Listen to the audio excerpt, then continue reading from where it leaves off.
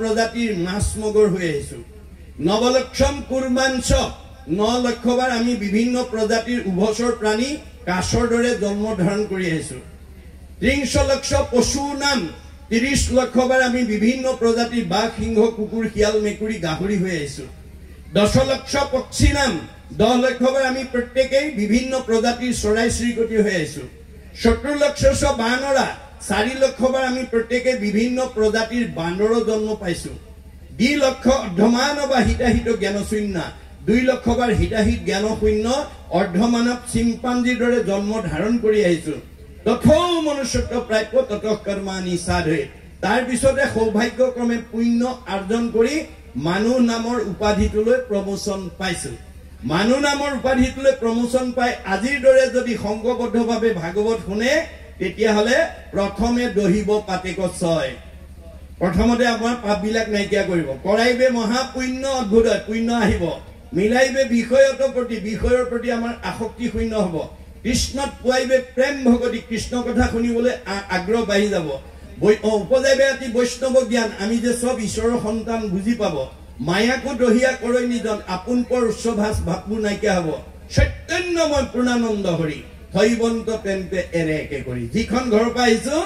আমাক আকৌ সেইখন ঘৰত নি কুৱাই দিব গতিকে এই ধৰ্ম হৈছে ভাগৱত ধৰ্ম ভাগৱত ধৰ্মৰ মাহাত্ম্য হৈছে এইটো তাৰ পিছত কৈছে যে কৃষ্ণ কথা অমৃতক পিও সাৱধানে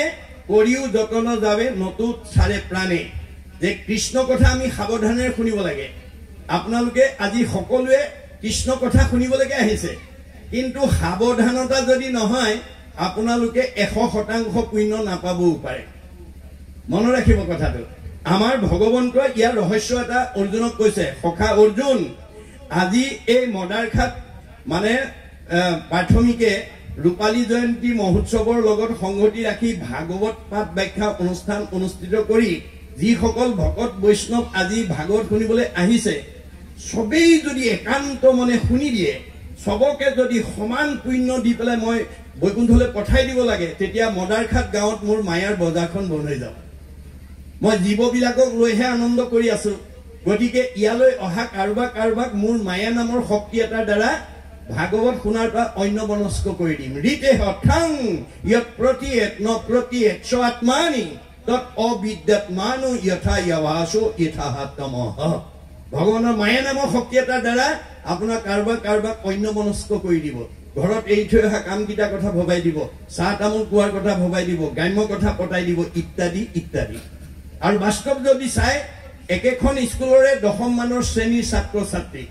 পঢ়ুৱা মাষ্টৰ একেকিজনে প্ৰশ্ন কাকত একেখনে কিন্তু ফলাফল বেলেগ বেলেগ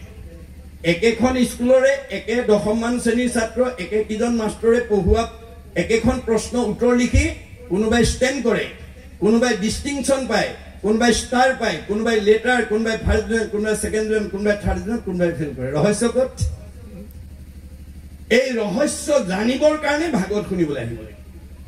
ৰহস্যক জানে যিটো লোক সততে কীৰ্তন কৰে মোক ধৰি দৃঢ়ব্ৰত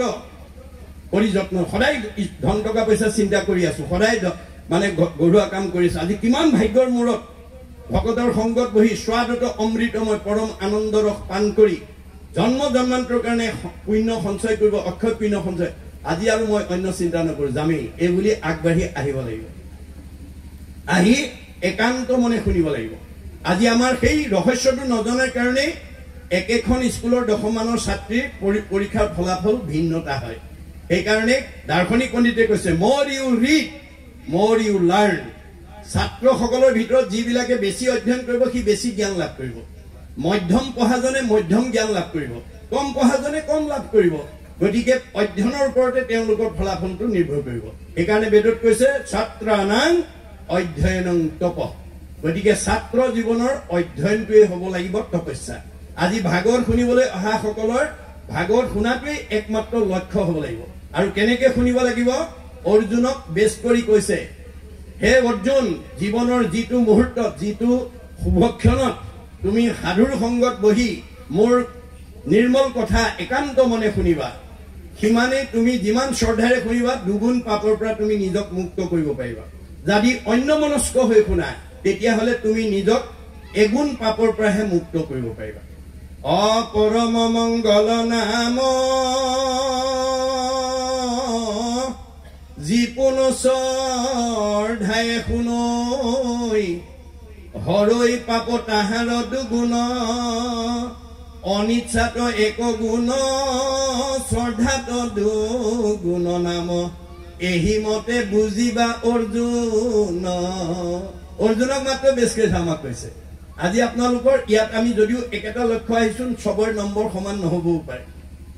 সবৰে নম্বৰ সমান নহবও পাৰে তাকে আকৌ পৰীক্ষা নিৰীক্ষা কৰিবৰ কাৰণে ভগৱন্তই আমাৰ লগত 14 জন সাক্ষী 2 জন কেৰণী ৰাখিছে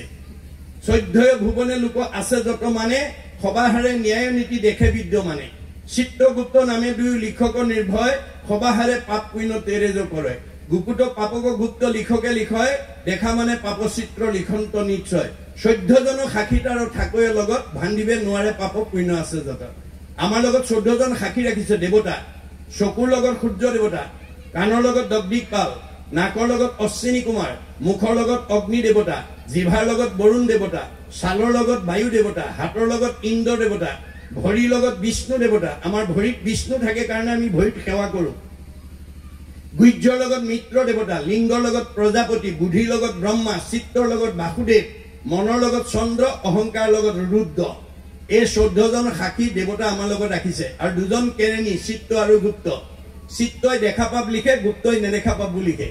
এতিয়া আপোনালোকে মুলে চাই আছে মই ভাবিছো সবে ঠিকে চাই আছে কিন্তু কোনোবাই আকৌ মুলে মুখলে চাই আছে কিন্তু মনে মনে ঘৰত এই ধৰা কামটো ভাবি আছে বা গৃহত লৰাছলি কেটা কথা ভাবি আছে বা ব্যৱসায়টো কথা ভাবি আছে তেতিয়া গুপুত কেৰণীয়ে লগে লগে নম্বৰ কাটি দিব যে কল্পনা আৰু মাধৱী অনুষ্ঠানত থকাও খসা পাঠকৰ মুখলে চাই থকাও খসা কিন্তু মনে মনে মানে ঘৰত এই অহা কাম কিটা কথা ভাবি লগে লগে নম্বৰ কমাই দিব দে গতিকে এটো চিত্ত হেকাৰণে মাধৱদেৱে কৈছে তুমি মুক ভান্দা তোমাক মই ভান্দু 14 সাক্ষীক ভান্দিবা কোনো উপায় আমাৰ লগত যি 14 জন সাক্ষী ৰাখিছে ভগৱানে আমি তেওঁলোকক ঠগিব নোৱাৰো আৰু সেই দিনাখন এই আমাৰ প্ৰতিবেদনখন কোন দিনা লৈ যাব পঞ্চম স্কন্ধ ভাগৱতত কৈছে কাল সৰ্পে চুমকিয়া আশ্ৰয় পৃষ্ঠ ভাগে সেগজাই কোনো দিনা খুটিবে কো লাগে কোনো মতে নৰৱে নেৰাৱে তানো হাত কৃষ্ণত ভগতি যেবে নকৰে সাক্ষাৎ আমাৰ কাল নামৰ হাতটো আমাৰ পিছফালে ঝুক লৈ আছে চুক লৈ আছে যিদিনাখনে মিয়াদ শেষ হ'ব বাৰুকে খুটটো মাৰিব সেই দিনাখন যত দেখা ভাৰ্যাপুত্ৰ হবে অকাৰণ চাই মাত্ৰ থাকে কালে ধৰে জেতিখন সেইদিনা সবে মুখ মেলি চাই থাকিব দেউতাই 1 কোটি টকা পাছবুকত হৈছে 50 লাখ দিছো এই থৈ যোৱা দেউতাক বৰ দেউতাক বৰমাক নহব নাভাবিবি খাৰি যাম ধনৰ বলত নাভাবিবি খাৰি যাম বুদ্ধিৰ চলত এইবিলাকে ৰাখিব নোৱাৰে সেইদিনাখন আমাৰ এই 24 তত্ত্বৰ নামধাৰী দেহটো কাষ্ঠ যেন থাকিবে কো মাটিত পৰিয়া আমি কাঠপৰা দি পৰি থাকিব লাগিব তাৰ পৰা 16 তত্ত্বৰ এটা দেহ উলাই যাব যাক আমাৰ সূক্ষ্ম দেহ বা লিংগ দেহ বুলি কৈছে ইংৰাজীত কৈছে ডিজায়াৰ বডি বাসনা কঢ়িয়াই নিয়া দেহ এটো আনসিন ইয়াক চকুৰে দেখা নাপায় চকুৰে নেদেখা 16 তত্ত্বৰ লিংগ দেহ বা সূক্ষ্ম দেহৰ লগত 14 জন সাক্ষী আৰু 2 জন কেৰণীয়ে আপুনি জন্মৰ পৰা মৃত্যুৰ দিনলৈকে কৰা ভাল বেয়া কামৰ যিখন প্ৰতিবেদন হেখন লগত নি যমৰজাৰ টেবুলত জমা দি দিব আপুনি যাওঁতে মাত্ৰ দুটা বস্তুৱে লৈ যাব যিমান পকা ঘৰ বনালে গাড়ী মটৰ কিনিলে সম্পত্তি কিনিলে সব ইয়াতে এৰি থৈ যাব পুত্ৰ ভাৰ্যা ঐশ্বৰ্য থাকিব ঐতে পৰি পাপ পুণ্য দুই যাব লগত 70 আমাৰ লগত পাপ আৰু পুণ্যহে যাব আপুনি আজিৰ দৰে কৃষ্ণ কথা শুনি পৰক উপকাৰ কৰি কিমান পুণ্য অৰ্জন কৰিছে আৰু আপুনি আনক হিংসা কৰি অন্যায় কৰি কিমান পাপ অৰ্জন কৰিছে তাৰ দুটা টুকুলা আপুনি লৈ যাব পুণ্যৰ টুকুলা হলে আপগ্ৰেড আপোনাৰ জীৱ ওপৰলৈ যাব আৰু পাপৰ টুকুলাটো বেছি হলে ডিগ্ৰেড তললৈ যাব এই হৈছে জন্ম চক্ৰ চক্ৰবত পৰিৱৰ্তনতে দুখানিছ সুখানিছ গতিকে ভাগৱত শুনি আমি কিয় আহিব লাগে ভাগৱত শুনিবলৈ বেয়া এৰি ভাল লবৰ কাৰণে বেয়া এৰি ভাল লোৱাটোৱে বৈজ্ঞানিক দৃষ্টিভংগী আমি যেতিয়ালৈকে বেয়া এৰি ভাল লব নোৱাৰিম তেতিয়ালৈকে আমাক ভগৱানে ভালত ৰাখিব নোৱাৰে সেই কাৰণে দাৰ্শনিক পণ্ডিতে কৈছে bed is bed and good is good do bed never never and do good ever ever বেয়াটো সদায় বেয়া তাক ত্যাগ কৰিবা আৰু ভালটো সদায় ভাল তাক আঁকোৱালি ল'বা কপিলে মাকক কৈছে জীৱৰ দুৰ্ভেদ্য পাশ সংগক হয় কিন্তু দুৰ্জনৰ সং তেজিবে লাগে মা তুমি জীৱনত যদি ভাল মানুহ হ'ব খুজিছা বেয়া মানুহৰ সংগ ত্যাগ কৰিবা সেই সংগ নিতে যদি কৰে সাধুত মুখ্যৰ দুৱাৰতেবে হুৱে মুকুট আজিৰ দৰে যদি আমি সাধুৰ সংগত যদি প্ৰতিদিনে এক ক্ষণ 4 মিনিট মনত ৰাখিব 4 মিনিট সময় আমাৰ ঘৰৰ প্ৰতিজন পৰিয়ালৰ সদস্যই যাতে ঈশ্বৰৰ কথা কোৱা শুনা গোৱাৰ কাৰণে দিব পাৰে এতিয়া জন্মটো সফল হ'ব এতিয়া আমাৰ এই তথ্যটো নজনাৰ কাৰণে আমাৰ বহুত কোৱালিফাইড মানুহ বহুত উচ্চ শিক্ষিত বা জনা বুজা মানুহে 4 মিনিট সময়ও ঈশ্বৰৰ কথা শুনিবলৈ ধৈৰ্য নাই নাহে সমাজলৈ নাহে বা গুৰু সেৱা ঈশ্বৰ সেৱা নকৰে তাৰ জীৱন কি হ'ব কৃষ্ণই অৰ্জুনক কোৱাৰ চলে কৈছে আৰু হেৰা শুনা তুমি একবিনে নহো দুই অবিদ্যা মায়াত ভিন্ন দেখি হে অৰ্জুন তুমি মই একেটাই কিন্তু মায়াত থকাৰ কাৰণে মানুহে আমাক দুটা বুলি ভাবে মোৰ অংশ জীৱ তুমি মই আত্মা অন্তৰ্যামী এই হেতু তুমি মই সখী তুমি মোৰ অংশ জীৱ অৰ্জুন সেই কাৰণে তুমি মই সখী অৰ্জুনৰ লগত যদি সখী আমাৰ লগত হয়নে নহয় আমি তেওঁৰে অংশ জীৱ হয়নে নহয় তোমাৰ সেই অংশ আমি যত জীৱ আমাৰ লগতো ভগৱান সখী আছে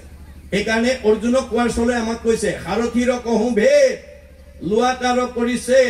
আনে নজানয় মহামতি যিগুটা যে মহাৰথী ৰথেশ্বৰী কৰাগতি ৰথ কোনো চলাবে সাৰথী এই অৰ্জুন তুমি যিখন ৰথত উঠি মহাৰথী হিচাপে যুদ্ধত অৱতীৰ্ণ হৈছা কৰ্মত অগ্ৰগতি হৈছা এই ৰথখন কিন্তু মই পৰিচালনা কৰি আছো সৰ্বত্ৰ সময়তে মনত ৰাখিবা অৰ্জুনক সতৰ্ক কৰি দিছে অৰ্জুনক সতৰ্ক কৰি দিয়া চলে আমাক কৈছে অৰ্জুনৰ ৰথখন যদি কৃষ্ণই পৰিচালনা কৰিছে আমাৰ ৰথখন কোনে পৰিচালনা কৰিছে আমাৰ ৰথখনৰ নাম কি দেহ ৰথ ঘোড়া মন ইন্দ্ৰিয় প্ৰাণ সেনাগণ আমাৰ দেহটো ঘোড়া ৰথ বুলি কৈছে মনটো ঘোড়া বুলি কৈছে আৰু ইন্দ্ৰিয় বিলাকক সেনাগণ বুলিছে দেহ ৰথ ঘোড়া মন ইন্দ্ৰিয় প্ৰাণ সেনাগণ বিষয় অৰণ্য ভৈলতাৰ আজি আমাৰ মানুহ সমাজৰ মানুহে বিষয়ৰ চিন্তাত ইমান বিমুগ্ধ হৈ গৈছে যে যিজন হৃদয়ত থকাৰ কাৰণে চকুৰে দেখিছো কাণেৰে শুনিছো মুখেৰে খাইছো হাতেৰে কৰিছো ভৰিৰে গৈছো সেইজনৰ কথা ভাবিবলৈ সেইজনৰ কথা শুনিবলৈ সেইজনৰ কাম কৰিবলৈ আমাৰ বহুতৰ সময় নাই ভগৱন্তই কৈছে সেইখন ৰথ ভালকে নচলিব দেই সেইখন ৰথ ঘুনে ধৰিব কেনেকৈ অৰ্শ গুল্ম পিত্ৰ কেঁচুমুৰীয়া মূৰৰ বিষ পেটৰ বিষ দাঁতৰ বিষ কঁকাল বিষ কাৰ কি আছে আৰু আপোনালোকৰ শৰীৰত যদি কিবা বেমাৰে আক্ৰান্ত কৰিছে তাৰ বাবে মনক দুখ দায়ী কৰি দিছে ভাগৱতে মনে পাপ কৰে যাই লাগয় জীৱ শিকাৰণে জীৱে দুখ ভুঞ্জে সংসাৰত আজি মনক সদাচাৰ কৰিব নোৱাৰে কাৰণে দুৰাচাৰ মনৰ কবলত পৰি আজি আমাৰ উঠি অহা প্ৰজন্মই নাখাবলগীয়া খাইছে নকৰিবলগীয়া কাম কৰিছে নাযাবলগীয়া ঠাইলৈ গৈছে যাৰ কাৰণে দেহ 100 বছৰ ভোগ কৰিবলৈ নোপোৱাকে আমাৰ মাজৰ পৰা বিদায় লৈছে মনত ৰাখিব কথাটো গতিকে ভাগৱতৰ নিয়ম নীতিৰে যদি আমি সমাজখন গঢ়িব পাৰো উঠি অহা প্ৰজন্মক যদি আমি আগুৱাই নিব পাৰো তেতিয়া হলে এইখন গাঁৱতে বৈকুণ্ঠৰ সুখ স্বৰ্গৰ ভোগ সকলো পাব গতিকে আমাক পুথিগত ডিগ্ৰীয়ে প্ৰকৃত মানৱ সম্পদ গঢ়িব নোৱাৰে এই কথা প্ৰাচাত্য শিক্ষাবিদ ৰাইবানে কৈছে for all round development of student religious education is essential এজন ছাত্ৰক পূৰ্ণাংগ ছাত্ৰ হিচাপে মানৱ সম্পদ হিচাপে গঢ়ি তুলিবলৈ হলে পুথিগত জ্ঞানৰ লগত ধৰ্মীয় শিক্ষা যোগ দিব লাগিব ৰুচি কৈছে the religious education should be included in the curriculum because it is for religion that the fact of youth can be set on the road to the absolute values truth beauty and goodness সত্য শিৱ সুন্দৰক আৰাধনা কৰিবলৈ পুথিগত জ্ঞানৰ লগত ধৰ্ম শিক্ষা যোগ দিবই লাগিব ধৰ্ম শিক্ষা বিনে আমি প্ৰকৃত মানুহ হ'ব নোৱাৰো যাৰ কাৰণে আজি এই আধ্যাত্মিক জ্ঞানৰ অভাৱত বহুত পুত্ৰই পিতৃ মাতৃক অৱজ্ঞা কৰিছে বৃদ্ধ সময়ত অৱজ্ঞা কৰিছে তেওঁলোকে ভাগৱতৰ কথা নাজানে গতিকে ভাগৱতত সমস্ত নীতি নিৰ্ধাৰণ কৰিছে আমাৰ নৱদম্পতি সকলে ভাগৱত শুনিবলৈ বেছিকৈ আহিব লাগে ভগৱন্তই কৈছে তোমাৰ হৃদয়তে মই আছো সমস্ত ভূতৰে মই আছো হৃদয়ত কি কাৰণে আছো যাদৃশী ভাৱনা জৈস সিদ্ধি ভৱতি তাদৃশী তুমি যেনেকৈ ভাবা তোমাৰ মনৰ ভাৱনা তেনেকৈ পূৰণ কৰিবৰ কাৰণে মই হৃদয়তে আছো তোমাক লৰা লাগিলে লৰা দিম ছোৱালী লাগিলে ছোৱালী দিম কিন্তু মোৰ পৰা লৰা ছোৱালী কেনেকৈ বিচাৰি ল'ব লাগে মই গুৰু ৰূপে ভাগৱতত নিয়ম মানি গৈছে সূৰ্য উদয়ৰ পৰা সূৰ্যাস্তলৈ 4 পহৰ সূৰ্যাস্তৰ পৰা পুনৰ সূৰ্য উদয় হলে 4 পহৰ এই 8টা পোহৰত 24 ঘণ্টা হয় আমাৰ নৱদম্পতি সকলে সৃষ্টিৰ কাৰ্যত মনে ভবা সন্তানৰ পিতৃ মাতৃ হ'বৰ কাৰণে কোনটো পোহৰত আগবাঢ়িব লাগে এই কথা আজি আমাৰ বহুত উঠি অহা প্ৰজন্মই নাজানে আমাৰ দাৰ্শনিক পণ্ডিতে গুৰুজনে দেখুৱাই থৈ গৈছে যে সূৰ্য উদয়ৰ পৰা সূৰ্যাস্তলৈ এই 4 পোহৰত অৰ্থাৎ দিবা সময়ত আমি কোনেও সৃষ্টিৰ কাৰ্যত আগবাঢ়িব নালাগে বা নাপায় আমি কেতিয়া আগবাঢ়িব লাগিব সূৰ্য অস্ত যোৱাৰ পৰা পুনৰ সূৰ্য উদয় হ'লে 4 পোহৰত তাৰে প্ৰথম দুটা পোহৰত বাদ দিবলৈ কৈছে কোনে বিজ্ঞানে কিয় আমি খোৱা আহাৰটো ব্ৰহ্মলৈ ৰূপান্তৰ হ'বলৈ কমেও 6 ঘণ্টা সময় লাগে আমি খোৱা আহাৰ প্ৰথমতে ৰসৰ পৰা তেজৰ পৰা মাংসৰ পৰা মেদৰ পৰা হাড়ৰ পৰা মজ্জাৰ পৰা শুক্ৰৰ পৰা সন্তান গতিকে দুটা পোহৰ বাদ দি তৃতীয় আৰু চতুৰ্থ পোহৰত আমি আগবাঢ়িব লাগিব কেনেকৈ পুৰুষ প্ৰকৃতি হবা একমতি দেহে সিজিব হৰিত ভকতি স্বামী স্ত্ৰী দুইজন একমনা হৈ আলোচনা কৰিব লাগিব কেনেকৈ যে আমাৰ প্ৰথম বা দ্বিতীয় সন্তানটো ল'ৰা লাগে নে ছোৱালী লাগে আৰু কেনেকুৱা গুণসম্পন্ন ল'ৰা ছোৱালী লাগে ডাক্তৰ লাগে নে ইঞ্জিনিয়াৰ লাগে নে অফিচাৰ লাগে নে প্ৰবক্তা লাগে নে অধিবক্তা লাগে নে বুদ্ধিজীৱী লাগে নে জ্ঞানী লাগে নে মানি লাগে নে সন্ত লাগে নে মহন্ত লাগে নে ভক্ত লাগে নে বৈষ্ণৱ লাগে আলোচনা কৰি ল'ব লাগিব কৰি নিৰ্দিষ্ট সময়ত দুয়োজনে একে মনে সেই ভাৱটো তেওঁৰ চৰণত নিবেদন কৰিব লাগিব ভাৱেন লভতে সৰ্বম বস আপুনি ভাৱটো নিবেদন কৰিলে মনৰ ভাৱটো ভগৱানে পূৰণ কৰি দিব আজি সেই কথা নজনাৰ কাৰণে বা আমাৰ দাম্পত্য জীৱনত যদি মতভেদ থাকে অৰ্থাৎ কাৰোবাৰ স্বামীয়ে জানে ভাৰ্যাই নাজানে কাৰোবাৰ আকৌ ভাৰ্যাই জানে স্বামীয়ে নামানে এনেকুৱা যদি মতান্তৰ থাকে তে আমাৰ দাম্পত্য জীৱনলৈ আমাৰ কি আহিব নামি কশ্যপ ঋষিৰ নিচিনা অৱস্থা কশ্যপ ঋষি দুগৰাকী ভাৰ্যা এগৰাকী দ্বিতীয় আৰু এগৰাকী অদিতিয়ে স্বামীৰ লগত মন মিলাই সকলো সময়তে তেওঁ সৃষ্টি কাৰ্যত আগবাঢ়িছিল সেইকাৰণে আটাইকেইটা দেৱতা সন্তান হ'ল আৰু দ্বিতী হিংসা কৰি আছিল সতিনীৰ পুত্ৰ হোৱা দেখি হিংসাত ভাগি পৰিছিল আৰু অসময়ত উপাসনাৰ স্থানত গৈ স্বামীক পুত্ৰদানৰ কাৰণে আহ্বান জনাইছিল তেতিয়া কশ্যপ ঋষি দূৰদৰ্শী সম্পন্ন কশ্যপ ঋষিয়ে কৈছিল হে ভাৰ্যা এইটো পুত্ৰদানৰ সময় নহয় এইটো উপাসনাৰ সময় গতিকে তুমি ধৈৰ্য ধৰা নামানে উপায়ন্তৰ হৈ ভাৰ্যাক সন্তুষ্ট দিবৰ কাৰণে পুত্ৰদান দিলে ফলত কি হ'ল হিৰণ্যাক্ষ আৰু হিৰণ্যকশিপু আমাৰো যদি নৱদম্পতিসকলে নিয়ম সময়ৰ কথা নাজানে নীতি নাজানে আমাৰ ঘৰলৈও তেনেকুৱা আসুৰিক সন্তানে আহিব যিবোৰ সন্তানে বৃদ্ধ বয়সত পিতৃ মাতৃ সেৱা শুশ্ৰূষা মৰম চেনেহ লালন পালন কৰাৰ বিপৰীতে বৃদ্ধাশ্ৰমলৈ পঠাই দিব গতিকে ভাগৱত দৰ্শন জনা সকলৰ ঘৰলৈ তেনেকুৱা জীৱ আহিব নোৱাৰে এই কথা আমাক কৈছে তাৰ পিছত পৰৱৰ্তী পদে কৈছে কি বুলি অয় ৰাম ঘূৰ কলি যুগে মলমতি মনুষ্যৰ নাহি আন ধৰ্ম হৰি ভকতি তপৰ অশৰীৰত আছে কলি কৃত যত দুখ গুচুক প্ৰথমে কৰা হৰি হৰি ঘোষ এতিয়া আমি কলি যুগৰ মানুহ ঘূৰ কলি যুগ মলমতি মনুষ্যৰ আমাৰ মন বিলাক মলমতি গতিকে নাহি আন ধৰ্ম হৰি ভকতি তপৰ আমি ঈশ্বৰৰ ভক্তি নকৰিলে আৰু কলি মলৰ পৰা আমি উদ্ধাৰ হ'ব নোৱাৰো এতিয়া কলি মল আৰু মায়া মলে আমাৰ একেটা মনক দুটা ফালৰ পৰা মানে আচ্ছাদন কৰি ৰাখিছে ঢাকি ৰাখিছে এতিয়া কলিৰ মল কি আমাৰ শাস্ত্ৰত উল্লেখ কৰিছে যে কলি ব্ৰহ্মাৰ দেহৰ পৰা উৎপত্তি হৈছে ব্ৰহ্মাৰ তনুৰ পৰা কলি উপজিলা পৰম দাৰুণ বেশক বিৰিঞ্চি দেখিলা কোন কৰ্ম কৰো প্ৰভু কৰিও আদেশ দিও ৰাজ পদ তজু পাওঁ উপদেশ ব্ৰহ্মাৰ দেহৰ পৰা কলি উৎপত্তি হৈ বাপেকক দাবী কৰিছে দেউতা জন্ম দিলেই নহব ভোগৰ সামগ্ৰী গোটাই দিয়া শুনি চাৰি মুখে ব্ৰহ্মা গুণিয়া চাহিলা তাৰ ভাৱ দেখি তাক কলি নাম দিলা যিটো ল'ৰা জন্ম হৈয়ে ভোগৰ সামগ্ৰী দাবী কৰিছে এটো সাধাৰণ ল'ৰা নহয় গতিকে তেওঁ চাৰিখন মুখেৰে ভাবি নাম থলে কলি আৰু সামগ্ৰী গোটাই দিলে কি মলিনী নলিনী নামে দুই ভাৰ্যা দিলা দুহান্তৰ হন্তে চাৰি পুত্ৰ উপজিলা এটো বাহ্যিকত মলিনী আৰু নলিনী নামৰ দুগৰাকী ভাৰ্যা আধ্যাত্মিকত ৰাগ আৰু দেশ ইয়াৰ পৰাই আমাৰ বেয়া ভাববিলাকৰ সৃষ্টি হয় গতিকে মলিনী নলিনী নামৰ দুগৰাকী ভাৰ্যা দিলে তাৰ পৰা চাৰিটা পুত্ৰ হল আপোনালোকৰ হৈছে নেকি চাব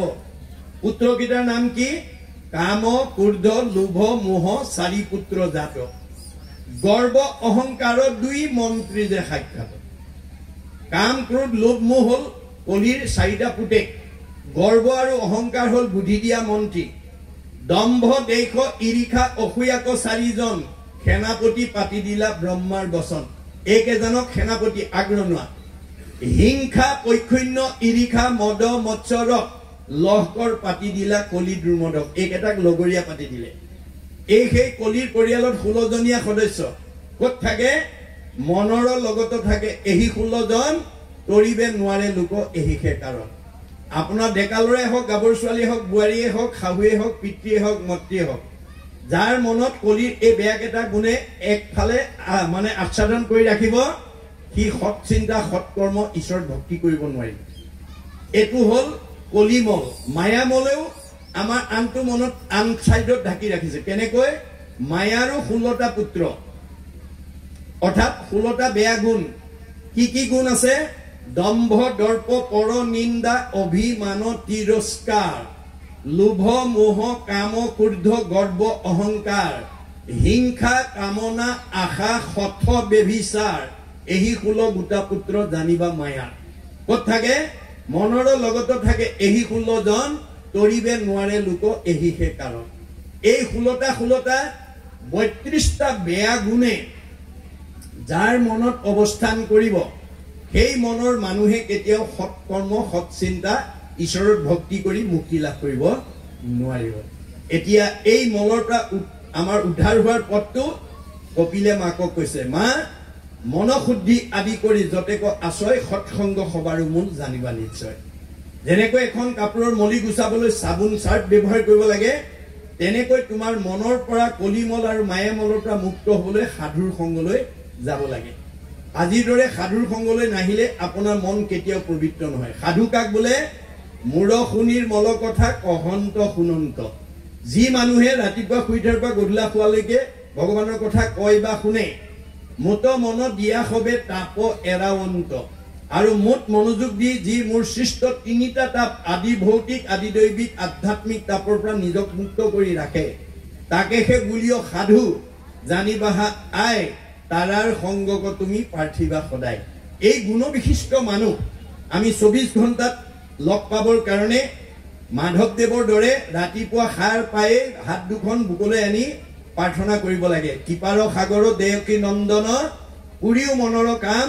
ভকতৰ সংগ সদা নুগুচুক মুখে তোৱাগুণ নাম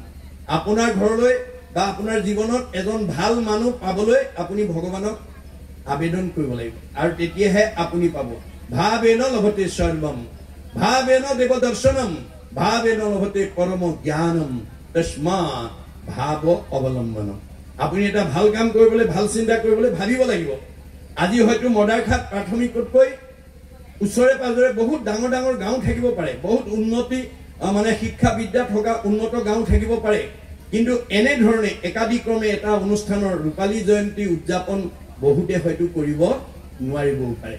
ধন টকা পইচা গাড়ী মটৰ থাকিলেও আমি সৎকাম কৰিব নোৱাৰিবও পাৰো যদি ভগৱানৰ কৃপা নহয় এইখন গাঁৱৰ ওপৰত ভগৱানৰ কৃপা পৰিছে ভাগৱতে কৈছে শতকোটি জন্মান্তৰে হুৱে মহাভাগ নৰহৰি ৰক জীৱে তেবে পাবে লাভ তাতো যেবে মূৰদায়া ভৈল যাক প্ৰতি সেহিখে কৰিব পাৰে আমাতো ভকতি আজি এই মদাৰখাত গাঁৱৰ ওপৰত ভগৱানৰ কৃপা পৰাৰ কাৰণে এনে ধৰণৰ ঈশ্বৰৰ কথা শ্ৰৱণ কীৰ্তন কৰাৰ পৰিৱেশ সৃষ্টি কৰিব পাৰিছে যদিকে নোৱাৰিব আৰু ভাবিব লাগিব ভাবেন লভতে সৰ্বম ধন টকা পইচা নাথাকিব পাৰে ধনৰ দুখীয়া হওক মনৰ দুখীয়া নহব গতিকে ভগৱন্তই কৈছে তুমি ভাবা মই তোমাক তুমি দুহাতে দিবা মই চাৰি হাতে দিম অৰ্থ আজি বাৰ কিঞ্চিত একো নাহি ফল যদি নভজয় হৰি চৰণ কমল ধন উপাৰ্জন কৰি যদি মোৰ সেৱা কৰ্মত যদি ব্যৱহাৰ নকৰা তোমাৰ ধনৰ কোনো মূল্য নাই কিয় দুখ কৰি ধন ধান আৰ্জা যত মানে কৃষ্ণে এৰে যদি তাকো খাইবে আনে আপুনি ব্যৱসায় বাণিজ্য কৰি চাকৰি কৰি বহুত ধন উপাৰ্জন কৰি বেংকত ফিক্স ডিপজিট কৰি থব পাৰিব কিন্তু যিদিনাখন আপোনাৰ বা মোৰ দেহৰ পৰা কৃষ্ণ ওলাই যাব সেইদিনা আপুনি বেংকত থোৱা ধনটো আনে ভোগ কৰিব আপুনি ভোগ কৰিব মানে কোনে কৰিব যিজন তেওঁৰ নমিনি দিছিলে নমিনিয়ে ভোগ কৰিব আপুনি ভোগ কৰিবলৈ নাপায় সেইকাৰণে গুৰুজনে আমাক কৈছে নিজ হস্তে আৰ্জি যদি উপযোগনা কিছু ব্যয় কৰি উপ হৰিৰ সেৱা তুমি এই দুখন হাতেৰে যি উপাৰ্জন কৰিছা তাৰ কিবা এটা অংশ মোৰ কামত ব্যৱহাৰ কৰিবা জিবা কিছু আছে ধন তেজা তাৰ মোহ মন কিছু ব্যয় কৰা হৰি অৰ্থে মই তোমাক যি দিছো তাতে মোহগ্ৰস্ত হৈ নাথাকিবা তাৰ পৰা কিবা এটা অংশ দিল খুচিকে মোৰ কামত দিবা এতিয়া কি হ'ব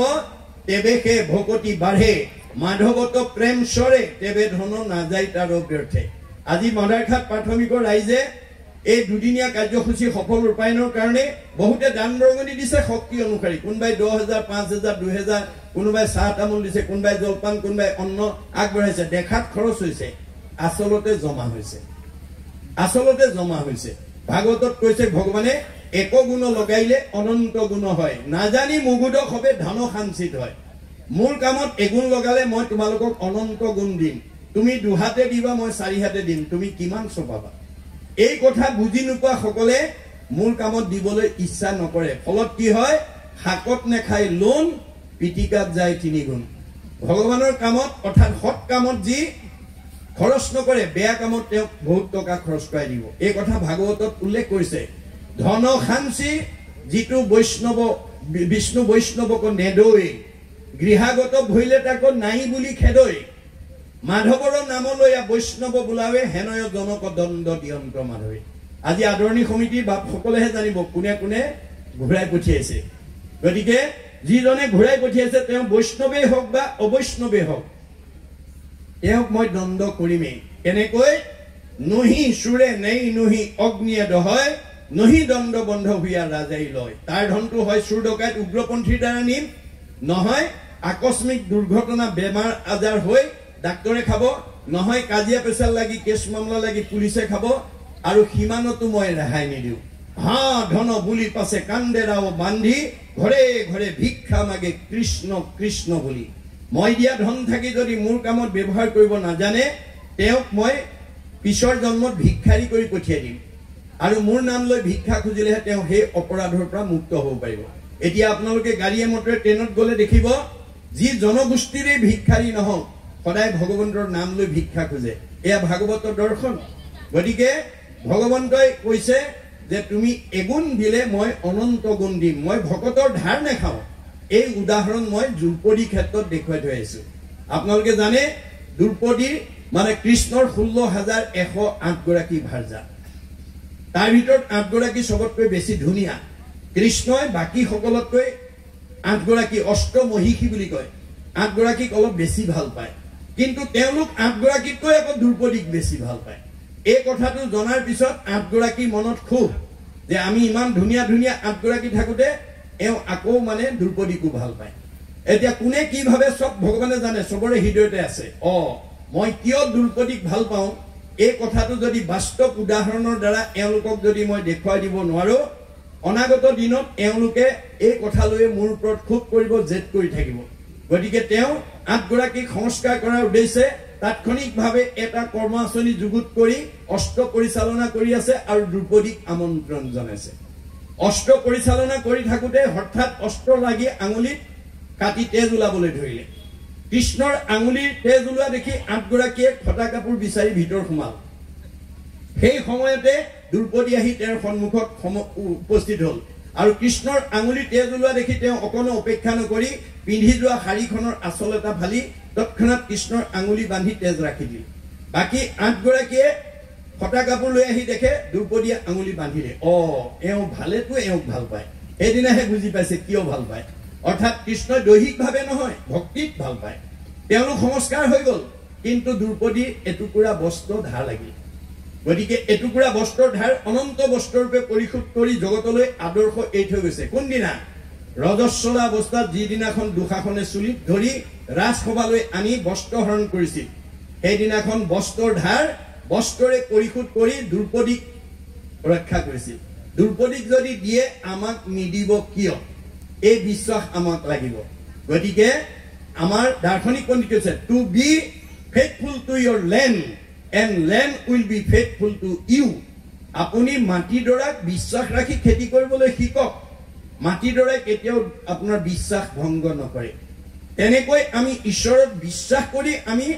কৰ্ম কৰিব লাগিব। কেনেকৈ প্ৰহ্লাদৰ দৰে ৰাখে হৰি মাৰে কোনে, মাৰে হৰি ৰাখে কোনে, হৰিয়ে নাৰাখিলে জৰিয়ে ৰাখিব নোৱাৰে। এই দৃঢ়তা যিটো শুনি তেওঁৰ পিতৃ হিৰণ্যকশিপু জলাজুইত ঘিউ ডলাৰ দৰে উঠলি উঠিল আৰু প্ৰতিবাদ কৰিলে কি বুলি, হৰি সি যদি জগতৰ ঈশ কহ তাৰ কোনো উদিশ। হৰিয়ে যদি তোৰ জগতৰ ঈশ্বৰ হয় ক তোৰ ঈশ্বৰ ক'ত আছে। শুনিয়া প্ৰহ্লাদে বোলয় বাণী প্ৰকট বিভু প্ৰভু চক্ৰপাণী। মোৰ ভগৱন্ত সমস্ত জগততে ব্যাপ্তমান হৈ আছে, সমস্ত জগতে আচন্ত স্বামী স্ফটিকৰ স্তম্ভে দেখো আমি। পকা খুঁটাটোকে আঙুলিয়াই দিলে মোৰ ভগৱন্ত এই পকা খুঁটাতে আছে। যিটো প্ৰহ্লাদৰ কাৰণে সম্ভৱ হিৰণ্যকশিপুৰ কাৰণে সম্ভৱ। পকা খুঁটাত তোৰ ঈশ্বৰ আছে, পকা খুঁটাতে আছে। মাৰি দিলে গদা ওলাই গল। কেনেকৈ বেদত কৈছে যত্ৰ অপায় অস্তি তত্ৰ উপায়মপি অস্তি। য'ত অপায় থাকে ভগৱানে ভকতক ৰাখিবৰ কাৰণে তাতেই উপায়ৰ ব্যৱস্থা কৰে। আপোনালোকে মাত্ৰ ঈশ্বৰৰ ভকত হবলৈ যত্ন কৰক, আপুনি কোনো বিপদত পৰিব নালাগে। ভকত হবলৈ কাণত চেলেং গামোচা ললেই নহব। চেলেং গামোচা ভকত নহয়। চেলেং গামোচা আমাৰ এটা জাতীয় সংস্কৃতি বা এটা পোচাকহে। ভকত হবলৈ 3টা আখৰৰ বৈশিষ্ট্য লাগিব। ভকত, ভ আখৰে কি কৈছে, ভ শব্দে ভগৱন্ত ভৱ বিমোচন ভজন ভক্তি তুষ্ট হুৱন্ত কিজন। ভগৱন্তে কাক ভাল পায়, যি মানুহৰ জন্ম পায় পুৱা গধূলি গা পা ধুই ধূপ এডাল জ্বলাই তেওঁ প্ৰাৰ্থনা কৰে, সেইজন ভগৱন্তই ভাল পায়। আমাৰ মাক বাপেকে কোন ল'ৰা ছোৱালীক ভাল পায়, যি ল'ৰা ছোৱালীয়ে মাক বাপেকক শ্ৰদ্ধা কৰে, ভক্তি কৰে, মৰম কৰে, আদৰ কৰে, কথা শুনে, হাত বচন মানে, দিহা পৰামৰ্শ মতে চলে, সেইজন সন্তান সকলো পিতৃ মাতৃৰ মৰমৰ। আপোনাৰ কোনোবা যদি সন্তান হৈ মাক বাপেকক শ্ৰদ্ধা নকৰে, ভক্তি নকৰে, মৰম নকৰে, আদৰ নকৰে, কথা নুশুনে, হাত বচন নামানে, সেইটো সন্তান কোনো পিতৃ মাতৃৰ মৰমৰ হ'ব নোৱাৰে। এইটো যেনেকৈ বাস্তৱ সত্য। আমি কাৰ সন্তান? আমাৰ ভাগৱতত কৈছে যিজনৰ ত্ৰিপিটিত তুষ্ট হব দেউ জানিবা সিজন পিতৃ এক কৃষ্ণ দেউ। আমাৰ সকলোৰে পিতৃ কৃষ্ণ। তেওঁ যদি সন্তুষ্ট হয় চব দেৱতা সন্তুষ্ট হৈ যাব। আমি সেই কৃষ্ণক আমি সেৱা পূজা কৰিব লাগিব। কেনেকৈ? সেই কৃষ্ণ পুজিবে দ্ৰব্য লাগে মাত্ৰ নাম, তেবে নৰে লভে ধৰ্ম মুখ্য অৰ্থ কাম। আমি সেই কৃষ্ণক পুজিবলৈ আমাক কেৱল নাম লাগে। তেতিয়া আমি চতুৰ্বৰ্গ সাধনৰ পথটো ইয়াতে মুকলি কৰিব পাৰিম। আৰু সেই নাম কাৰো পৰা ধাৰ কৰিব নালাগে। হিয়াৰ মাজে নামৰ ভাণ্ডাৰ মুখে বাজ হয়। আমাৰ সকলোৰে হৃদয়তে ভগৱন্তই 1000 নাম পুঞ্জিতভূত কৰি ৰাখিছে। তাৰ পৰা মাত্ৰ আপুনি 2-এটা নিশ্চিত কৰিবলৈ অভ্যাস কৰক। মাধৱদেৱে কৈছে ৰাম কৃষ্ণ নাম যিটো সদায় ফুৰে গায়, সদায়ে মংগল তাৰ অমংগল নাই। ভগৱন্তৰ 1000 নামৰ পৰা ৰামকৃষ্ণ 2টা নাম যদি সদায় আপোনাৰ মুখত গাই থাকিব পাৰে, আপোনাৰ ওচৰলৈ অমংগল আহিব নোৱাৰে। দাৰ্শনিক পণ্ডিতে কৈছে যে sing of Hari which is from in heart, no other virtue is greater than name's word. ভগৱন্তৰ 1000 নামৰ পৰা এটা নাম আপোনাৰ মুখেদি নিশ্চিত হোৱাতকৈ আৰু ধৰ্ম বেলেগ নাই। গতিকে ভগৱন্তৰ 1000 নামৰ পৰা এটা নাম 1000 এফাকি ঘোষাৰ পৰা এফাকি ঘোষা আমাৰ যাতে প্ৰত্যেকজন সদস্যৰ মুখতে যাতে নিশ্চিত হয়, তাৰ প্ৰতি আমি গুৰুত্ব দিব লাগিব। গতিকে ভগৱন্তৰ নাম লোৱাজন ভকত, হৰি নাম ঘোষি কলি যুগত নিশ্চয় হৈবেক লোক ভকত। যাৰ মুখত ঈশ্বৰৰ 1000টা নামৰ পৰা এটা নাম ওলাব তেওঁ ভকত, আৰু যাৰ মুখত এটাও নাম নাই সি অভকত। আৰু ভকত তৰিব অভকত মৰিব। কপিলে কৈছে কপিল বদতি মাও শুনা দেৱ হুতি, অভকতে কদাচিতো নপাৱে মুকুতি। গতিকে যাৰ মুখত ঈশ্বৰৰ নাম নাই সেই জীৱ কেতিয়াও উদ্ধাৰ হ'ব নোৱাৰে। কদাচিতো নলবই মহুৰ নামত যশ, জানিবা অৰ্জুন সিটো মনুষ্য ৰাক্ষস। আমাৰ মানুহৰ জন্ম পাই যদি ঈশ্বৰৰ 1000 নামৰ পৰা এটা নাম যদি আমাৰ মুখেদি নোলায়, 1000 এফাকি ঘোষাৰ পৰা যদি আমি এফাকি ঘোষা আমি গাব নোৱাৰো, তেতিয়া সেইটো জীৱ মানে দেখাতহে মানুহ, আচলতে স্বভাৱত ৰাক্ষস। আৰু ঈশ্বৰৰ গুণনাম মুখত নহা মানুহ খাবলৈ জীয়াই থাকে বুলি কৈছে দাৰ্শনিক পণ্ডিতে। আচলতে আমি জীয়াই থাকিবলৈ খাব লাগে। Live to eat but no eat to live. আমি জীয়াই থাকিবলৈ খাব লাগে, খাবলৈ জীয়াই থাকিব নালাগে। এই কথা নজনা কাৰণে আজি আমাৰ সমাজত খাবলৈ জীয়াই থকা মানুহৰ সংখ্যা বেছি। জুতিয়ে বুদ্ধিয়ে দিলে ভাল নহলেই কাল আমাৰ কিছুমান মানুহ আছে জুতিয়ে বুদ্ধিয়ে খুৱাব নোৱাৰিলে আপোনাক একদম মানে বদনাম গাই নানান কথা কৈ দিব যাৰ কাৰণে তেনে গুণ বিশিষ্ট ব্যক্তিক স্বামী বৰণৰ পৰা লক্ষী স্বয়ম্বৰত লক্ষীয়ে মানে বাদ দি দিছে কাক দৈত্যগুৰু শুক্ৰাচাৰ্যই লক্ষীক পাবৰ কাৰণে লক্ষী স্বয়ম্বৰত গৈ বহি আছিল লক্ষীয়ে গৈ কৈছিল জানো দৈত্যগুৰু শুক্ৰ হন্ত মহাজ্ঞানী তথাপি নিৰন্ততান লোভাবিষ্ট প্ৰাণী হে দৈত্যগুৰু শুক্ৰাচাৰ্য তুমি এজন জ্ঞানী বুলি মানুহ বুলি মই জানো পিছে তুমি বৰ লোভিয়াটো পৰে সংসাৰত নাহি মন্দ জুতি খাইবে নপাইলে লগাইবে নিতে দণ্ড এনেকুৱা লোভিয়া মানুহক যদি মই স্বামী বৰণ কৰো অনাগত দিনত জুতিয়ে বুদ্ধিয়ে খুৱাব নোৱাৰিলে ই সদায় মোৰ লগত কাজিয়া কৰিব তোমাক মই স্বামী বৰণ কৰিব নোৱাৰো মনত ৰাখিব কথাটো আৰু হেৰিয়াৰ ওচৰলৈ গৈ পৰশুৰামৰ ওচৰলৈ গৈ কৈছে আচন্ত পৰশুৰাম হুন্ত ধৰ্মমতী একোৱে প্ৰাণীততান নাহি মিত্ৰৱতী পৰশুৰাম এজন ধাৰ্মিক ৰজা বুলি মই জানো পিছে এওঁ কাৰো প্ৰতি মৰম নাই ইহাংক বৰিলে মূৰত নৰৈব অৱস্থা নিৰ্দয় পুৰুষে নুবুজয় দুখ বেথা গতিকে যি স্বামীৰ অন্তৰত মৰম নাই তেওঁ ভাৰ্যাৰ দুখ কষ্টৰ কথা উপলব্ধি কৰিব নোৱাৰে গতিকে মৰম নাইকিয়া স্বামী ভাৰ্যাৰ কেতিয়াও প্ৰিয় হ'ব নোৱাৰে আপোনালোকৰ যদি মৰম কমি আছে আজিৰ পৰা বঢ়াই দিব দেই গতিকে স্বামীৰ প্ৰিয় হ'বলৈ হ'লে স্বামীৰ প্ৰতি আমাৰ মানে মৰমটো থাকিব লাগিব এই ধৰণে সকলো গুণৰ বিষয়ে আমাক ভাগৱতে নিৰ্ণয় কৰি দিছে গতিকে আমি উঠি অহা প্ৰজন্মক আমাৰ আজিৰ দৰে অনুষ্ঠান আমি যাতে বছৰত এবাৰ হ'লেও পাতি আমি যাতে উঠি অহা প্ৰজন্মক এই আধ্যাত্মিক আৰু নৈতিক শিক্ষাৰে যাতে তেওঁলোকক আগবঢ়াই নিব পাৰো তেতিয়াহ'লে আপুনি ইয়াতে থাকি বৈকুণ্ঠৰ সুখ স্বৰ্গৰ ভোগ আৰু এইটো কৰিব নোৱাৰিলে নৰকৰ দুখ এয়া আমাৰ ভাগৱতৰ দৰ্শন কপিলে কৈছে স্বৰ্গ নৰক কক দুইকো ঐক্য দেখা আই কতো সুখে কতো দুখতে প্ৰাণ যায় আপুনি গাঁও একেখনে মদাৰখাত কোনোবা সুখত কোনোবা দুখত কোনোবা শান্তিত কোনোবা অশান্তি গণ্ডগোল কল লাগিল প্ৰাৰব্ধ আমাৰ কৰ্মফল তিনিটা প্ৰাৰব্ধ আৰব্ধ অনাৰব্ধ প্ৰাৰব্ধৰ যিমান পুণ্য পাপ লৈ আহিব সেইখিনি আৰব্ধত ভোগ কৰিব লাগিব আৰব্ধখিনি অনাৰব্ধলৈ কঢ়িয়াই লৈ যাব এই চকৰিটোকে ঘূৰাই আছে দেই এই চকৰিটোকে ঘূৰাই জীৱক লৈ ভগৱন্তই বিনোদ বিলাস আনন্দ কৰি আছে আমি ভাগৱত শুনি এই ৰহস্য ভেদ কৰি আমি নিজৰ জীৱন সাৰ্থক কৰিব লাগিব সেইকাৰণে কৈছে কৃষ্ণৰ চৰণে কৰি অশেষ প্ৰণতি অচ্যুতৰ কিংকৰ শংকৰ নিগদতি কৃষ্ণই শংকৰ ৰূপে আহিছে আহি আকৌ তেওঁ নিজকে কৃষ্ণৰ দাস বুলি আমালৈ ভাৱটো এৰি দিছে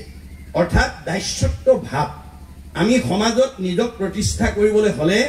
আমাৰ দাস্যত্ব ভাৱ থাকিব লাগিব অহংকাৰী মানুহক কোনেও ভাল নাপায় গতিকে আপুনি অহংকাৰ এৰি আপোনাৰ দাস্যত্ব ভাৱ লাগিব আমাৰ দাৰ্শনিক পণ্ডিতে কৈছে to become great one we must be humble আপুনি যদি সমাজত নিজক প্ৰতিষ্ঠা কৰিব বিচাৰে আপুনি নম্ৰ স্বভাৱৰ হ'ব লাগিব অহংকাৰী মানুহক কোনেও স্বীকৃতি নিদিয়ে এই তথ্য আমাক দিছে তাৰ পিছত কৈছে দ্বিতীয় স্কন্ধৰ কথা শুনি উৎসুকে নিৰ্পতিৰ প্ৰশ্ন পাছে শুনি মুনি সুকে যে পৰীক্ষিতে প্ৰশ্ন কৰিছিল হে গুৰুদেৱ যে আমাৰ গুৰু হৈছে আমাৰ সকলোৰে আদি দেই গুৰুবিহীন জ্ঞান কেতিয়াও হ'ব নোৱাৰে সেইকাৰণে জ্ঞানবিহীন আমাৰ কোনো বিদ্যা আমাৰ সাৰ্থক নহয় সেইকাৰণে গুৰুক সদায় আমি অগ্ৰাধিকাৰ দিব লাগিব গুৰু মানে গুপদে অন্ধকাৰ ৰূপদে পোহৰ অৰ্থাৎ আমাৰ অজ্ঞানতা আঁতৰাই যিজনে জ্ঞানৰ পোহৰ দিয়ে সেইজন হৈছে গুৰু সেইকাৰণে সদায় আমাৰ গুৰু স্থান আগত তাৰ পিছতে কৃষ্ণদেৱ আমাৰ সকলোৰে আৰাধ্য দেৱ কৃষ্ণ কৃষ্ণ এক দেৱ দুখ হাৰি কাল মায়াদিৰো অধিকাৰী কৃষ্ণ বিনে শ্ৰেষ্ঠ দেৱ নাহি আৰ এইটো কোনো জাতি জনগোষ্ঠীৰ কাৰণে নহয় মানুহৰ কাৰণে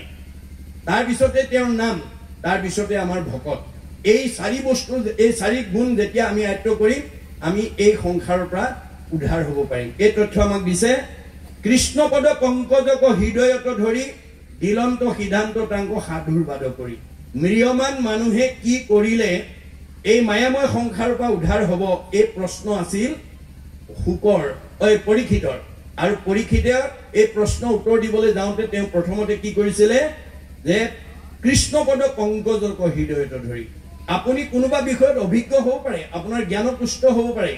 বুলিয়ে আপুনি কোনোবাই প্ৰশ্ন কৰিলে ঘপকে উত্তৰ নিদিব কাৰণ কেতিয়াবা হিতেই বিপৰীত হৈ যাব পাৰে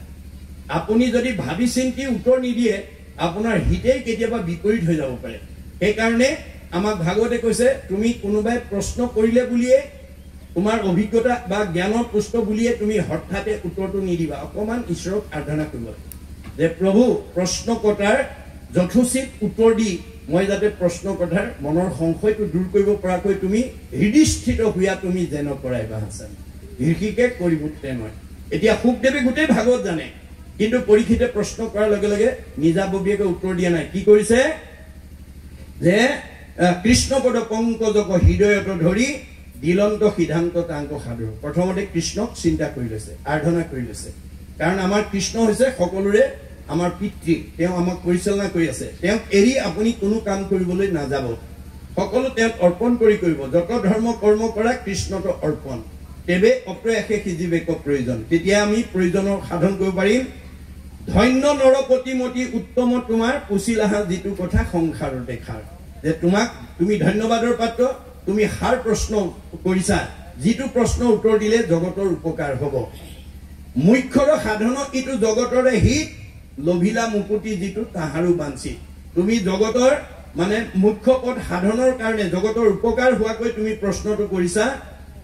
গতিকে তুমি মুক্তিৰ পথ প্ৰশস্ত কৰিছা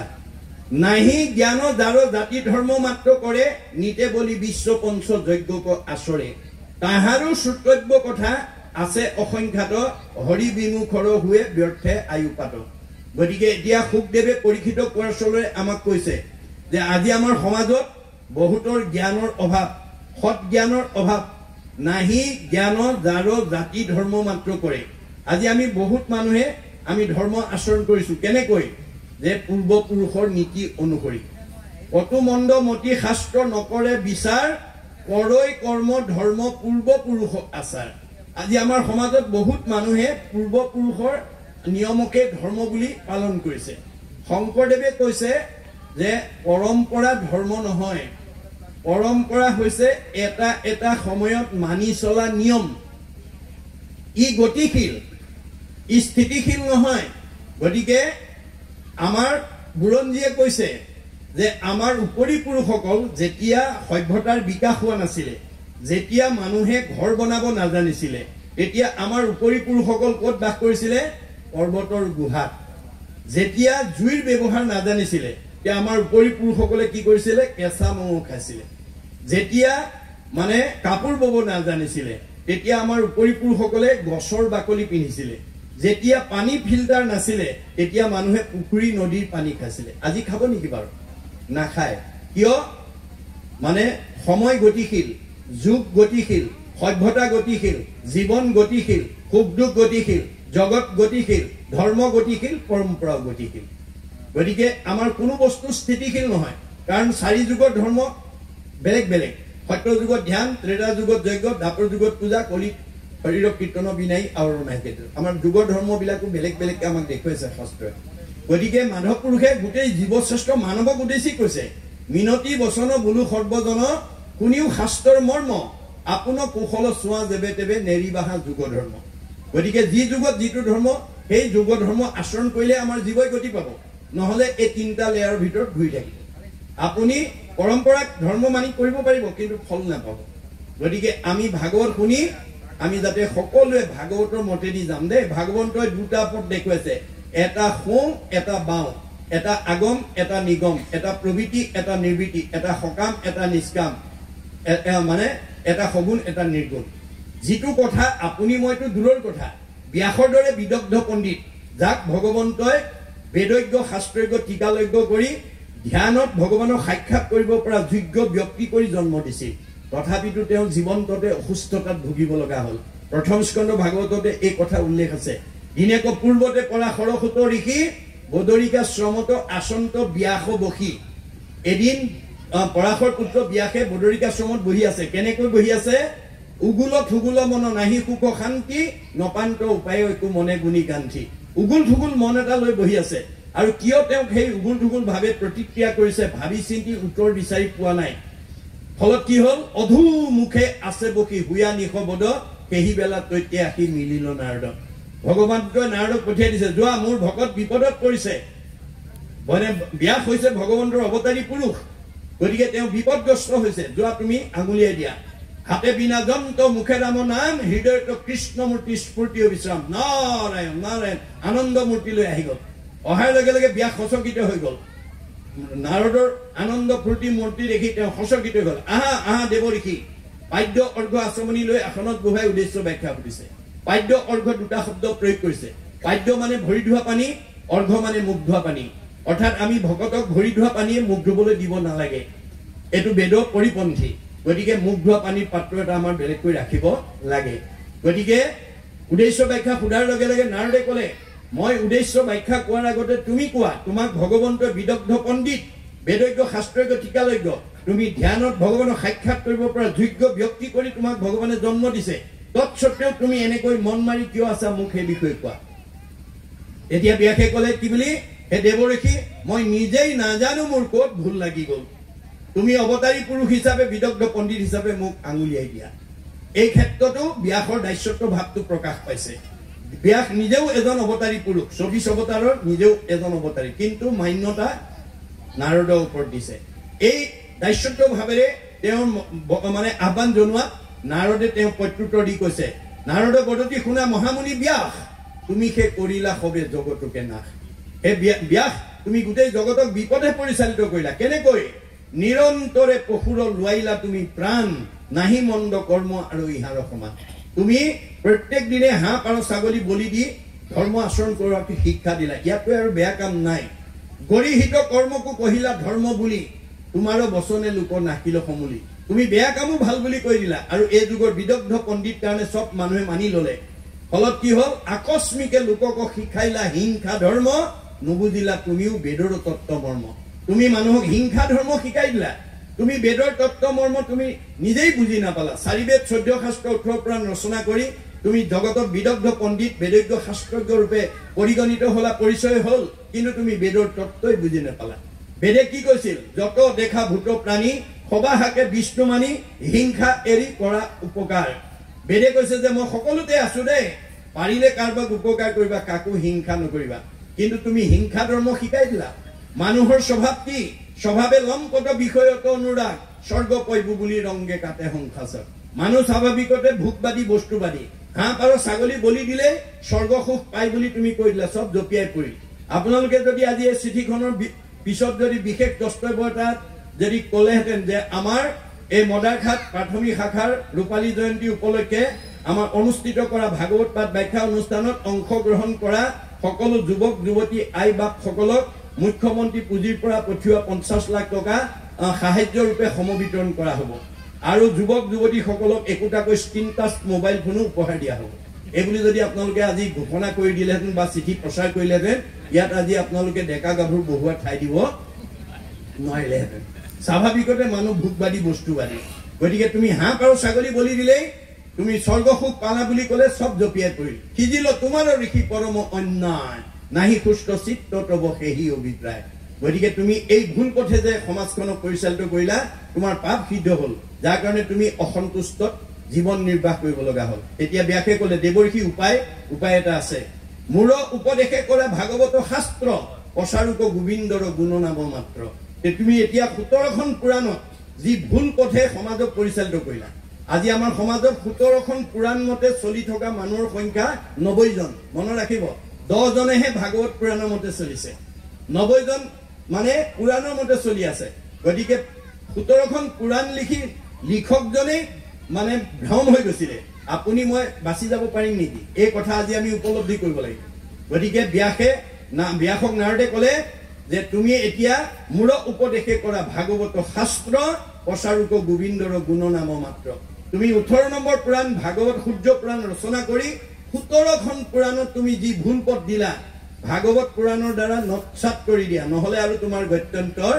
নাই তোমাৰ হাতেৰে ৰোৱা পুলি তোমাৰ হাতেৰে উভালি দিয়া নহলে আৰু আনে উভালিবলৈ গলে মানি নলয় যদি জ্ঞানী গণে তাকো কৰে নিবাৰণ আৰু তাৰ বচন নমানে একোজন কোনবাই যদি ব্যাসক কোৱা কথাটো ভুল বুলি কয় মানুহে উপহাস কৰিব বুলে উপালম্ভ কৰি বচন খণ্ডিত ব্যাসতো অধিক ভইলে এহেন্তে পণ্ডিত এওঁকো ব্যাসতকৈ পণ্ডিত ওলাল বুলি উপহাসি কৰিব গতিকে এতিয়া তোমাৰ হাতেৰে পোৱা ৰোৱা পুলি তোমাৰ হাতেৰে উভালি দিয়া তাৰমানে 17খন পুৰাণত মানুহক যি ভুল পথ দিলা ভাগৱত পুৰাণৰ দ্বাৰা তাক নৎসাত কৰিলে, নহলে আৰু গত্যন্তৰ নাই। হেন শুনি ব্যাসে কৰিলন্ত ধ্যান, হৃদয়তে কৃষ্ণক দেখিলা বিদ্যমান। লগে লগে ব্যাস ধ্যানত বহি গল আৰু হৃদয়তে কৃষ্ণক দেখা পালে। কেনেকৈ? বামপাশে মায়া দক্ষিণত ভক্তি মাও, দেখি ব্যাস ঋষিৰ ৰোমাঞ্চ হইল গাও। মায়ে বান্ধন্ত ভক্তি মাও মেলাবন্ত, দুহান্ত মধ্যত আছা ভগৱন্ত। আমাৰ প্ৰত্যেকৰে হৃদয়তে ভগৱন্ত আছে, কিন্তু পথ দুটা দিছে, এটা বাও এটা সোঁ, এটা আগম এটা নিগম, এটা প্ৰবৃত্তি এটা নিৰ্বৃত্তি, এটা সকাম এটা নিষ্কাম, এটা সগুণ এটা নিৰ্গুণ। এতিয়া কোনটো পথে যাম? এতিয়া ব্যাসে দেখিলে বাওঁ পথে, অৰ্থাৎ 17খন পুৰাণৰ মতেদি যদি যাওঁ আমি এই সংসাৰ চক্ৰত ঘূৰি থাকিব লাগিব, পুনৰপি জনমম পুনৰপি মৰণম হৈ থাকিব লাগিব। যদি সূৰ্য পুৰাণ ভাগৱতৰ মতে যাওঁ তেতিয়াহ'লে আমি এই সংসাৰৰ পৰা মুক্তি লৈ যাওঁ। সেই কথাটোকে ইয়াত কৈছে, নাহি জ্ঞান যাৰ জাতি ধৰ্ম মাত্ৰ কৰে, নিতে বলি বিশ্ব পঞ্চ যজ্ঞ আচৰে। অৰ্থাৎ ব্যাসৰ 17খন পুৰাণত আগম শাস্ত্ৰ বা আগম বেৰে আমাক কি বুলি কৈছে? হে জীৱশ্ৰেষ্ঠ মানুহ, তোমালোকে পৃথিৱীলৈ মানুহ নামৰ উপাধি লৈ অহাৰ লগে লগে তোমালোকে 5টা ধাৰত ধৰুৱা হৈ আহিছা। এই 5টা ধাৰ পৰিশোধ কৰিবৰ কাৰণে তোমালোকে নিতে পঞ্চযজ্ঞ কৰিব লাগিব। কি কি যজ্ঞ কৰিব লাগিব? ঋষি যজ্ঞং, দেৱ যজ্ঞং, ভূত যজ্ঞং চ সৰ্বদা, নিহ যজ্ঞ পিতৃ যজ্ঞ যথা শক্তি নহাপয়ে। ঋষি যজ্ঞ মানে বেদাদি পাঠ কৰিব লাগিব, দেৱ যজ্ঞ মানে হোম দিব লাগিব, পিতৃ যজ্ঞ মানে শ্ৰাদ্ধ দিব লাগিব, ভূত যজ্ঞ মানে বলি দিব লাগিব, নিজ যজ্ঞ মানে অতিথি সেৱা কৰিব লাগিব। এই 5টা যজ্ঞ যদি আমি নিতে কৰিব পাৰো তেতিয়াহ'লে আমি 5টা ধাৰৰ পৰা মুক্ত হ'ব পাৰিম। কিন্তু আমাৰ গুৰুজনাৰ প্ৰপন্ন শিষ্য মাধৱদেৱে আহি আমাৰ জগতবাসীক কৈ দিলে জীৱশ্ৰেষ্ঠ মানুহ হিচাপে, হে জীৱশ্ৰেষ্ঠ মানুহ, আগম শাস্ত্ৰই কোৱা মানুহ জন্ম পালে 5টা ধাৰ লগৰ কথাটো সঁচা, কিন্তু 5টা ধাৰ পৰিশোধ কৰিবৰ কাৰণে 5টা ব্যয়বহুল মানে যুগ পৰিপন্থী যজ্ঞ নকৰাকৈ অতি সহজে আমি উদ্ধাৰ হ'ব পাৰিম। কেনেকৈ? তেওঁ আমাৰ ভক্তি ৰত্নাৱলীত লিখি থৈ গৈছে, পিতৃভূত পতিদেৱ ঋষি কুৰ্হিদৰ,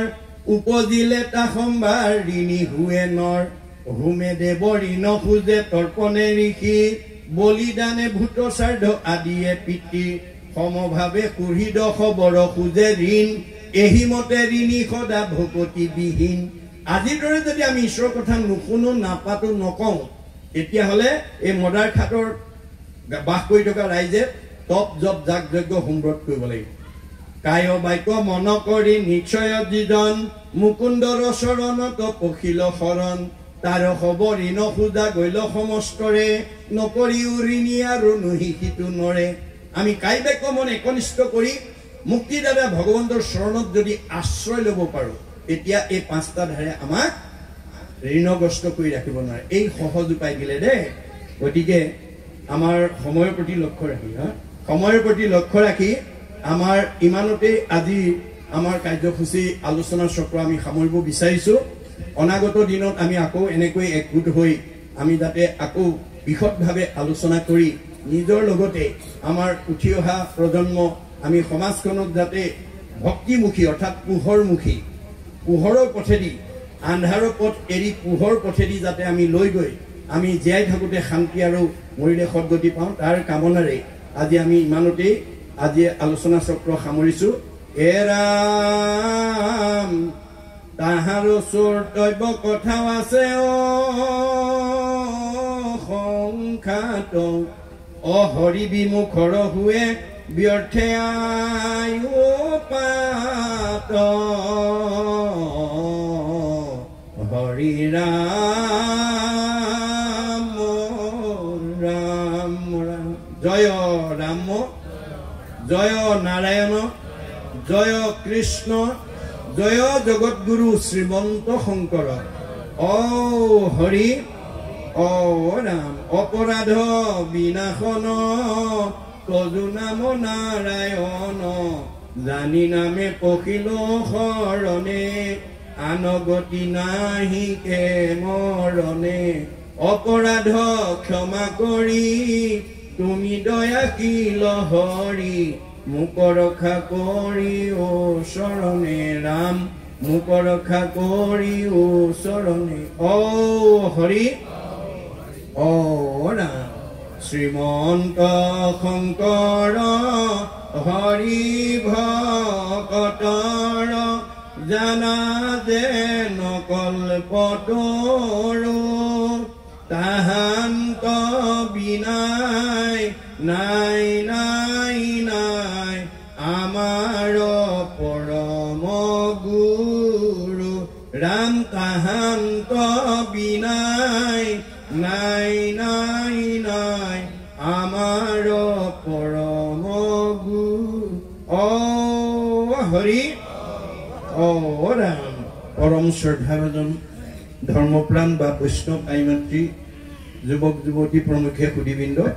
আমাৰ উদ্যোক্তাসকলৰ আমন্ত্ৰণ আৰু আপোনালোকৰ আজ্ঞা শিৰোগত কৰি ইমান সময় আমি বৈকুণ্ঠৰ কল্পটোৰ ভাগৱত শাস্ত্ৰৰ কিয়দ অংশ মাত্ৰ আলোচনা কৰা হৈছে এই আলোচনা কৰিবলৈ যাওঁতে অজ্ঞাতে অনেক ত্ৰুটি বিস্তি ৰৈ যাব পাৰে সৰ্বপৰাধ মৰিখনৰ্থে মহাপুৰুষৰ বাণীয়ে সেৱা নিবেদন কৰাইছো অসহস্ৰ সহস্ৰৱাতি অপৰাধ দিনে ৰাতি কৰো মই মহামূঢ় জন আমি প্ৰভু তজুদাস আকে মানি জগবাস ক্ষমী উপশ্ৰী মধুসূদন ৰাম ক্ষমী উপশ্ৰী মধুসূদন কৃষ্ণ ও হৰি ও ৰাম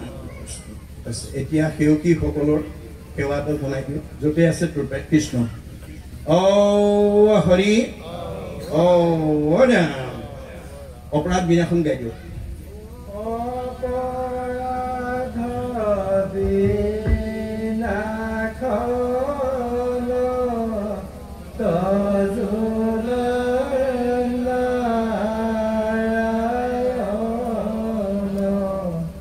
জানিলামে পখিলো হৰণ আনগতি লাহিতে মোৰ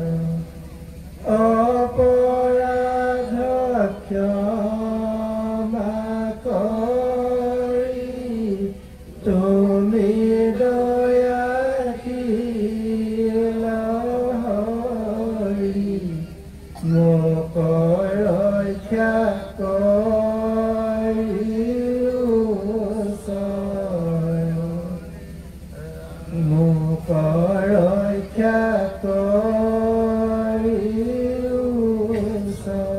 কৃষ্ণ সজ প্ৰাৰ্থনা ও হৰি ও ৰাম ও যিটোজনে কৃষ্ণ কথা বিচাৰে সময়ে মনে ধৈৰ্য ধৰি ক্ষণে কথা কয় যত তীৰ্থ স্নান দান দেৱ পিতৃ যজ্ঞ যাগ যোগাদিৰো ফল পাৱয় ৰাম যোগাদিৰো ফল পাৱয় কৃষ্ণ ৰাম কৃষ্ণ নাম ধৰ্ম অনুপাম হৃদয়ে যিটো সুমৰে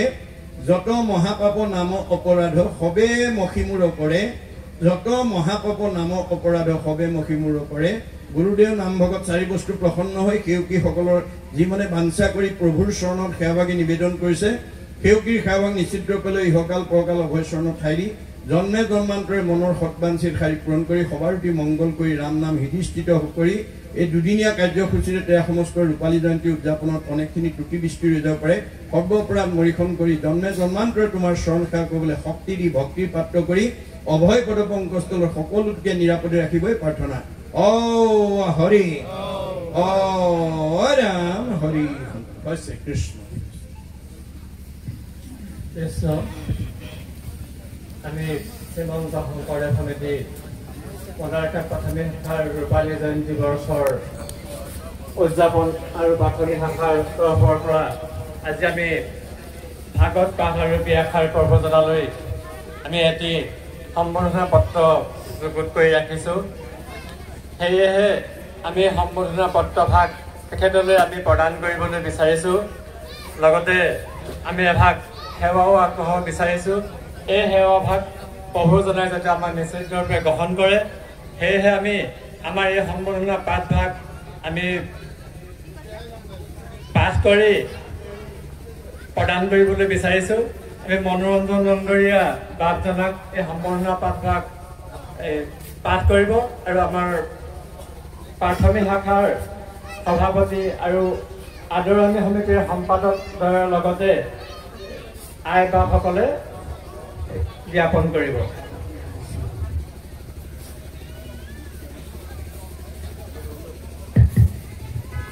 কৃষ্ণ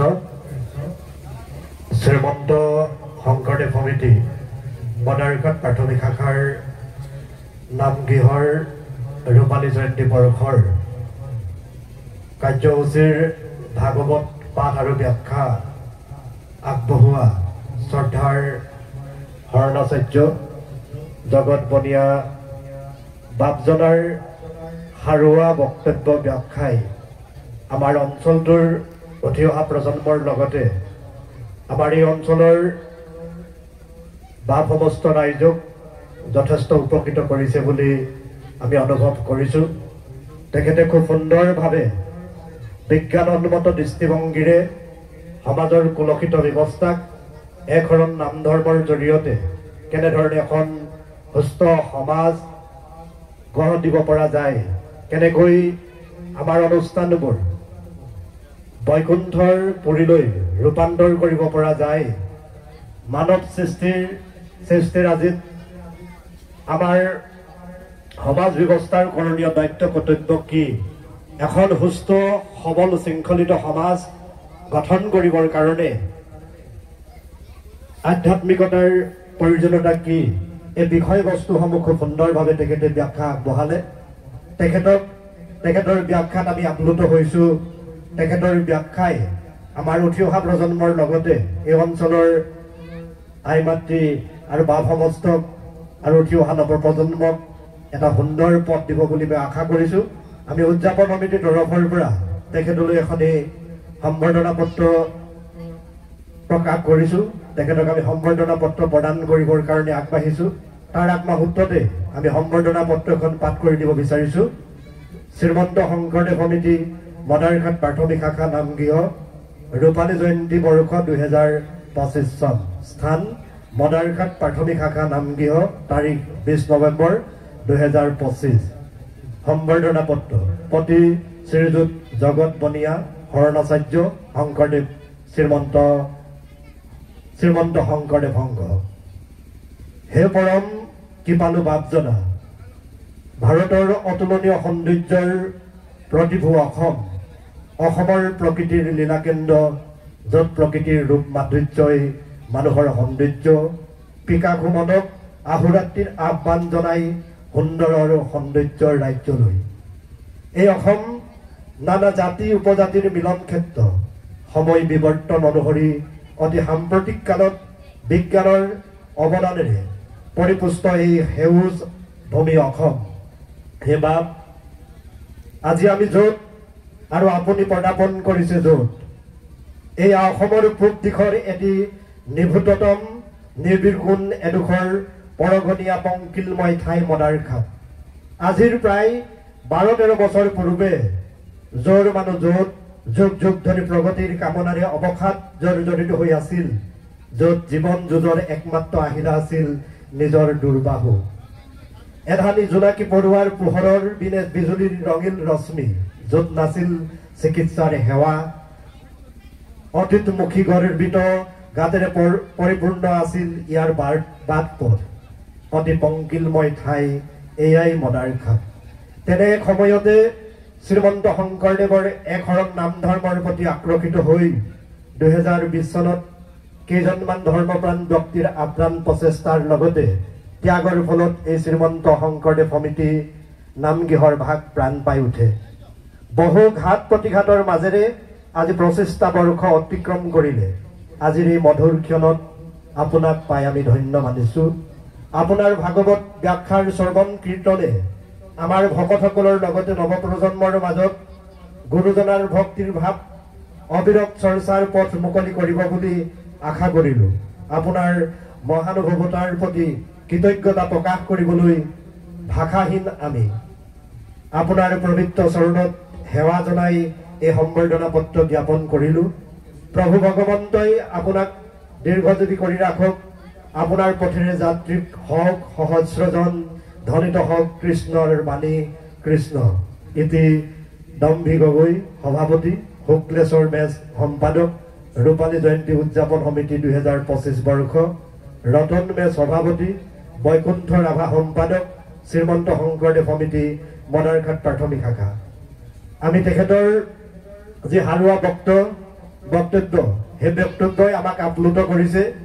আৰু তেখেতৰ বক্তব্যৰ জৰিয়তে আমাৰ প্ৰজন্মই এক সুন্দৰ নতুন পথৰ সূচনা হ'ব বুলি মই আশা কৰি আমি তেখেতক সম্বৰ্ধনা পত্ৰখন প্ৰদান কৰিবৰ কাৰণে উদযাপন সমিতিৰ সন্মানীয় সভাপতি সম্পাদক, শ্ৰীমন্ত শংকৰদেৱ সমিতিৰ পৰিচালনা সমিতিৰ মদাৰঘাট প্ৰাথমিক শাখাৰ পৰিচালনা সমিতিৰ সন্মানীয় সভাপতি সম্পাদক দ্বয়কৰ লগতে আই মাতৃসকলক তেখেতৰ কাষলৈ গৈ সম্বৰ্ধনা পত্ৰখন প্ৰদান কৰিবৰ কাৰণে অনুৰোধ জনাইছো। এয়া সম্বৰ্ধনা পত্ৰখন প্ৰদান